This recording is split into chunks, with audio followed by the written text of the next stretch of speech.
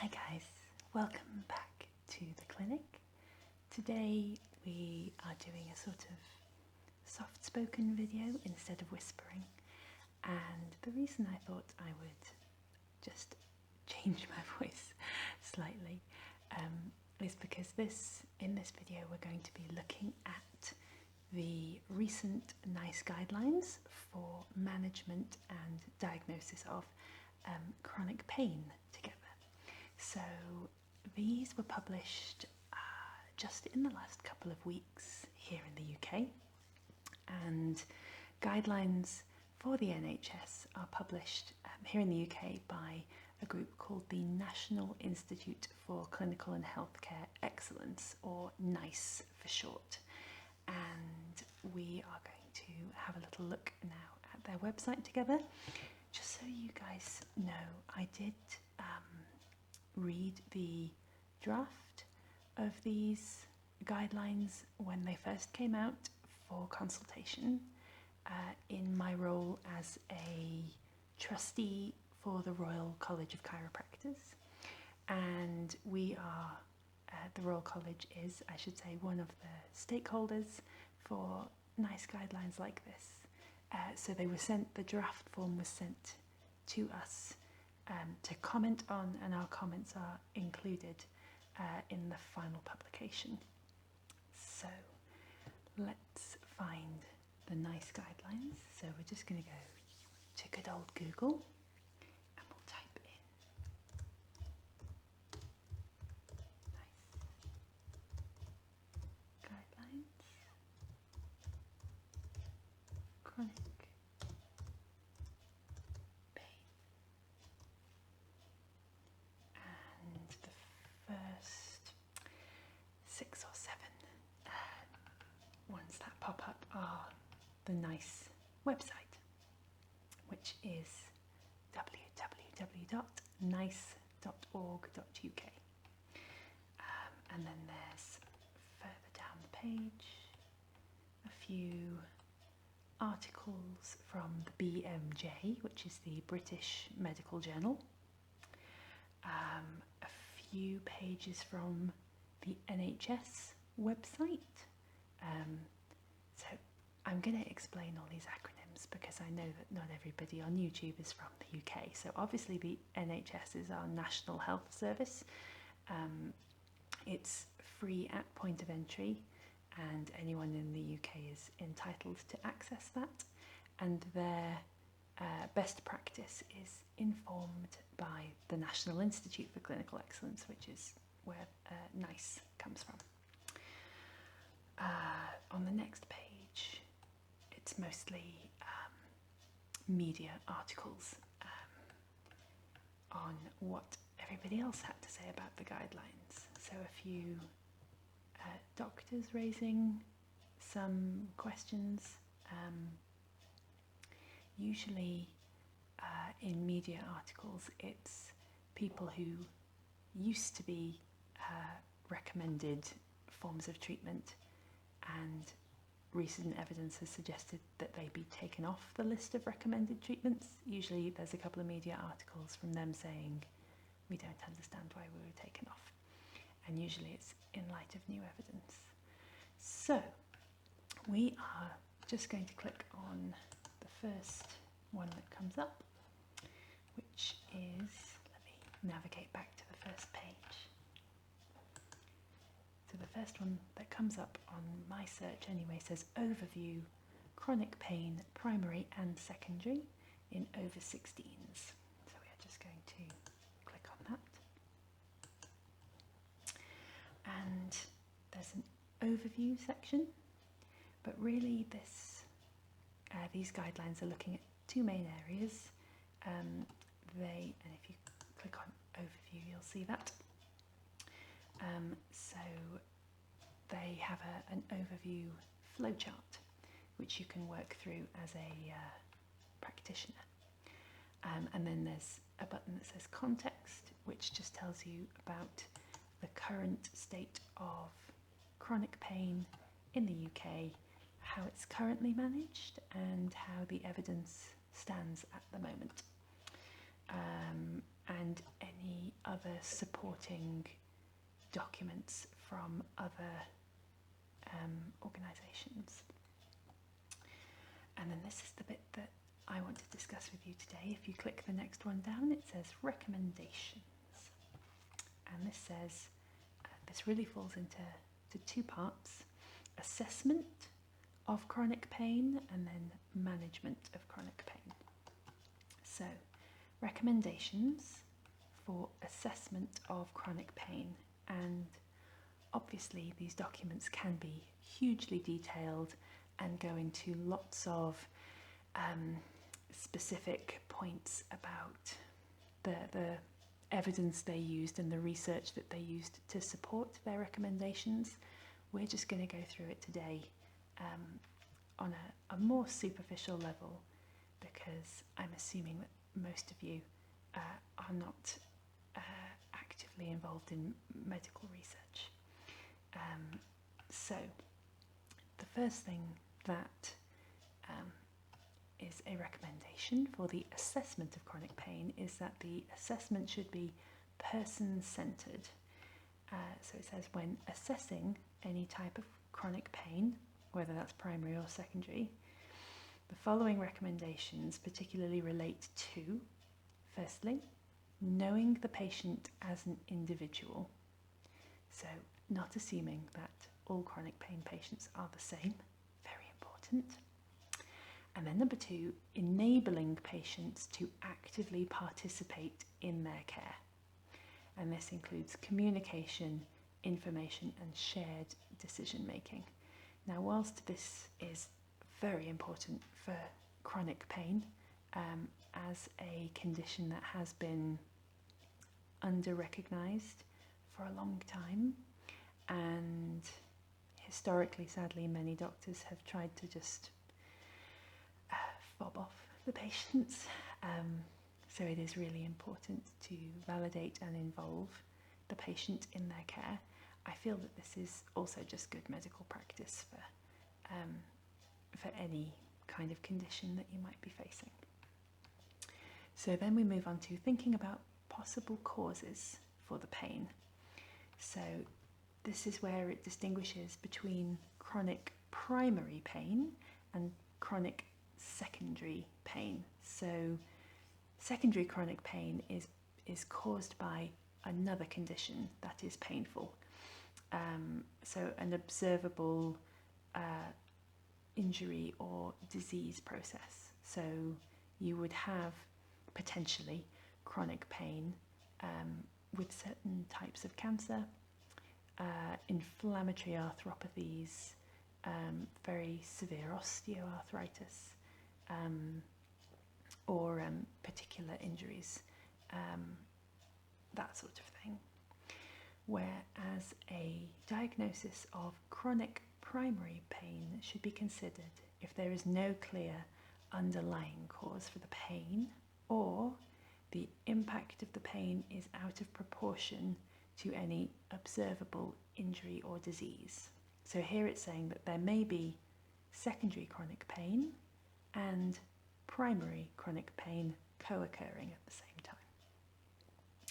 So it talks about ruling out any underlying causes before diagnosing chronic primary pain, which again is very important for long-term treatment and management of chronic conditions. So the third point when assessing somebody with chronic pain is to talk to the patient about how this pain affects their life and how their life affects their pain. So essentially not just looking at the patient in a vacuum in your office, but talking about the kind of things that matter to them and the things that they do every day. So it says here lifestyle, day-to-day activities, including work and sleep disturbance, physical and psychological well-being, stressful life events including previous or current physical or emotional trauma, past history of substance misuse or indeed current substance misuse, social interactions, relationships, and difficulties with employment, housing, income, and other social concerns. Now, I sometimes feel like, for me, that's a very big one. I sometimes feel like when we see patients in pain, and we just give them exercises to do without taking this into account, we're shooting ourselves in the foot as clinicians. I sometimes, when I talk about it with, not so much with patients, but lots of acquaintances, I suppose, and extended family, when they talk about the work I do, often say, well, you know, people should just get on and do their exercises, or they should, you know, just follow your advice. If people have, you know, difficulties with employment, housing, income, social concerns like, you know, domestic violence and things like that, I feel like if they come to me and I just give them a sheet of exercises, I liken that to me standing with them in the middle of their house, watching their house burn down, and me giving them a new pair of curtains and say, oh, just hang those up, you'll be fine. You know, if we miss the big house fire and just replace the curtains, we don't do our patients any favours. So, it also very positively suggests that we explore a person's strengths as well as the ways that their pain affects them and their life affects their pain. Talk to them about their view on what living well means, what skills they already have for managing their pain, and the things that they already know help them when the pain is difficult to control, and also about the resources that they have in terms of the access to healthcare, the access to supportive relationships, so helping them see the strengths and the resources that they already have. And when assessing, it specifically says when assessing chronic pain in people aged 16 to 25 years, you should take into account their family dynamic as well. And then as a final statement, it says recognise that living with pain can be distressing and acknowledge this with the person in chronic pain. Again, we do our patients a disservice when we expect them to just get on with it. So, next we're moving on to providing advice and information. I just need a little drink of water.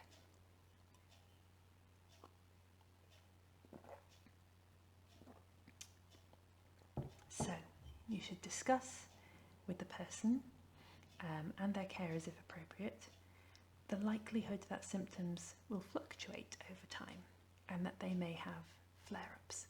This is the normal pattern for persistent or chronic pain, that it will have a degree of flare-up and fluctuation to it. And really what we work towards as the sort of patient-clinician team is recognising what causes flare-ups and also recognising what helps a flare-up, so that we can identify the reason for it, the possibility that the pain may not improve. Now, I suppose that is something that you need to discuss with patients. I had a very interesting situation recently where a patient who a colleague of mine had been working with for some time with very little success started to get better just because I had told him that it was possible to get better. I do think that you have to sometimes warn people that, you know, it is possible to get better. Perhaps not everybody does, but most people who set out to achieve a goal do achieve that goal, you know, if they're really setting out to achieve it. So it's true, you know, we all know people who are in persistent pain who don't improve, and it is in no way their fault that that's the case.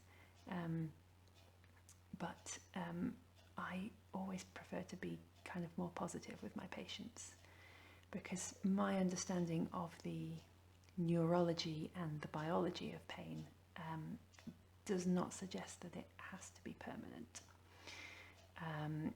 and that there may be improvements in quality of life even if the pain remains unchanged. So this idea that if you live a bigger life,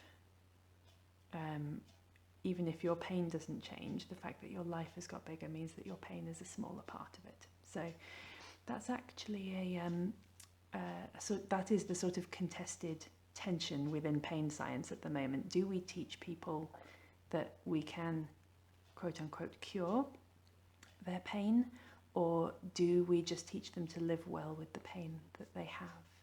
And from my point, like I already said, I don't see anything in the science that suggests pain has to be permanent. Certainly primary chronic pain. Obviously there are other factors with secondary chronic pain. So when communicating normal or negative test results, be sensitive to the risk of invalidating the person's experience of chronic pain. Again, it's an important one. Just because we can't find a reason for your pain doesn't mean it's not real. And just because it may not be driven exclusively or at all by tissue damage or tissue changes doesn't mean it isn't a real experience for that person.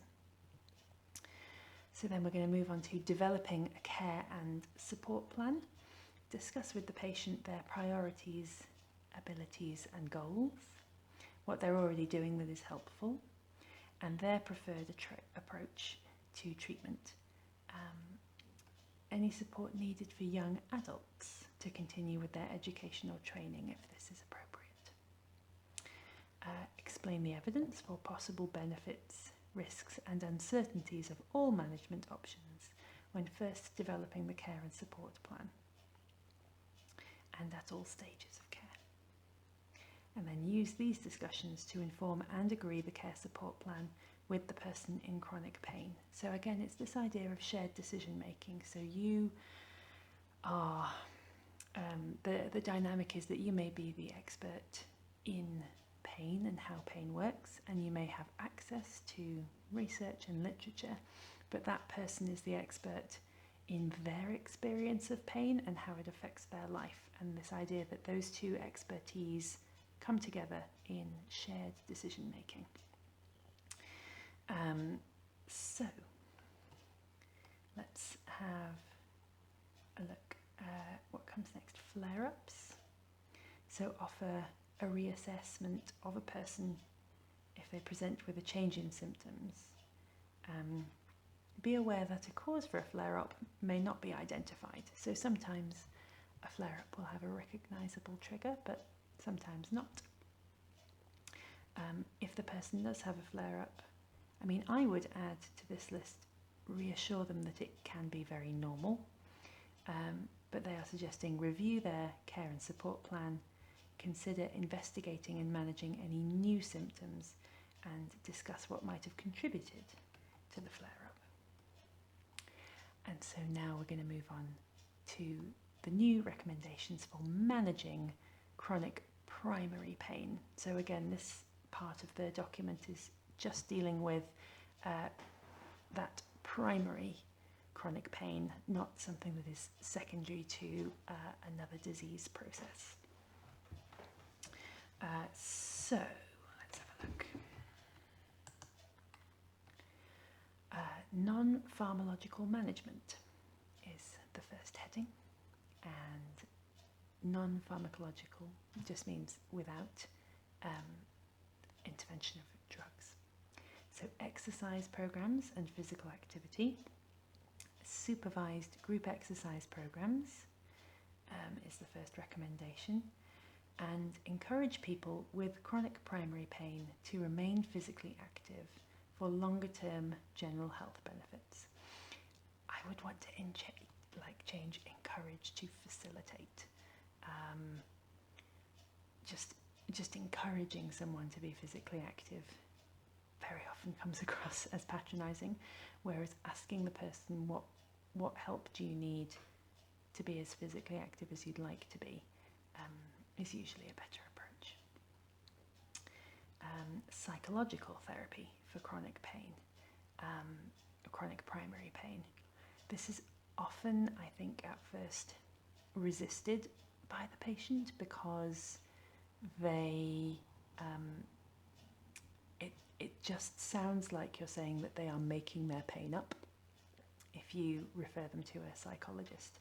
And I actually feel that this is where I'm able to do quite a lot of good, because I'm a chiropractor, and the stereotype or the association that goes with chiropractors is that we're very about the body, and bodies are great, like who doesn't love a good body? But it's because people come to me and expect a very biomechanical approach, perhaps. I am able to slip in other things under the kind of broad umbrella of health. So I can ask them about things like whether stress affects them. And I can do that really gently. I can say, we all know that stress has lots of implications for our health. Do you feel like it might be something that contributes to your pain? Do you notice that when you're stressed, or I can talk about lack of sleep and things like that. And because I'm not a psychologist, there's no kind of initial resistance to, oh, you're just saying it's all in my head.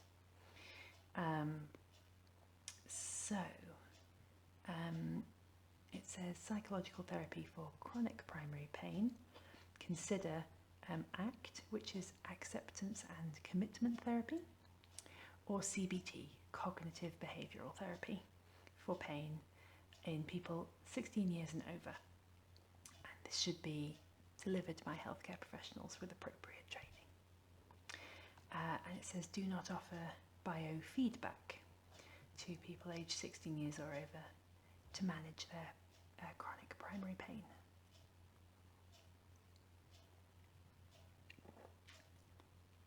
So I think that's one that's been taken out from the last time they had guidelines on this. Acupuncture for chronic primary pain. Consider a course of acupuncture or dry needling within a traditional Chinese or Western acupuncture system, but only if the course is delivered in a community setting and delivered by a Band 7 healthcare professional with appropriate training, is made up of no more than 5. So basically they're saying you can do some acupuncture. So I do Western medical acupuncture on the majority of my patients with varying levels of success, to be honest with you. Some people respond to it amazingly well.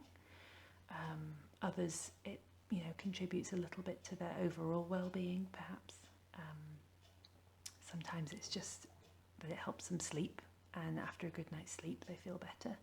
I always try and tell people though that I'm not treating their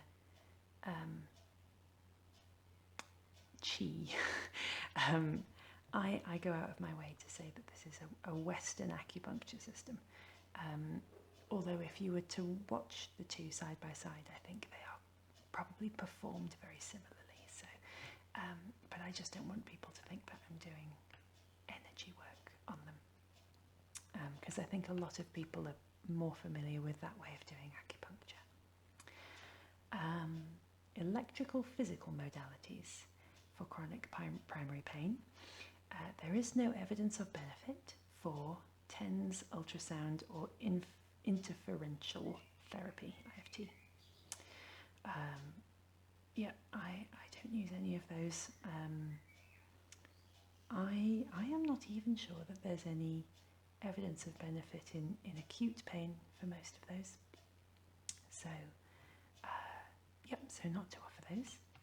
And then we get on to pharmacological management. So these are the pills and potions that doctors are recommended to prescribe. Now, this is where the bombshell has been in terms of the difference between the UK guidelines and the American guidelines, in that I believe as we read this, the UK guidelines are going to say absolutely no opioids ever, and the American guidelines are a bit more permissive. on the use of opioids. So let's see. Pharmacological, consider an antidepressant is the first line. Obviously, antidepressants work directly on the nervous system, and many of the pathways that are involved in persistent pain are also involved in depression. And on top of that, chronic pain and chronic depression tend to coexist. They tend to be what we call comorbid. So, so the first piece of advice is to consider an antidepressant, and then it has a list of ones that you can pick from. And it just makes a note that this isn't off-label use of these antidepressants. Seek specialist advice if you're considering an antidepressant for young people, so aged 16, 17. If an antidepressant is offered to manage chronic primary pain, explain that this is because these medicines may help with quality of life, pain, sleep, and psychological distress, even in the absence of a diagnosis of depression. The next point says, do not initiate any of the following medicines to manage chronic primary pain in people aged 16 years and over. So, and there's a long list. So here we go. Anti-epileptic drugs. So these are the gabapentinoids. Gabapentin is the most common one. Or what was the other one they used to prescribe before gabapentin? Wow, that was a noisy car.